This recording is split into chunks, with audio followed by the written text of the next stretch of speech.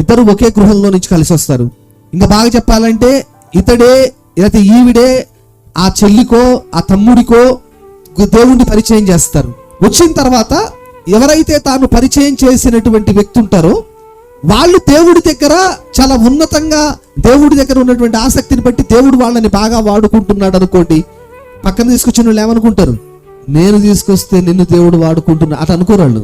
ఈ వ్యక్తి మీద అసూయను పెంచుకుంటారు. వ్యక్తుల మీద అసూయను పెంచుకుంటే నీకే నష్టం, నువ్వే నష్టపోతావు. దేవుడు వాళ్ళకి ఆ స్థానాన్ని ఇస్తే నువ్వు ఈ వ్యక్తి మీద అసూయను పెంచుకుంటే అది నీకు నష్టం.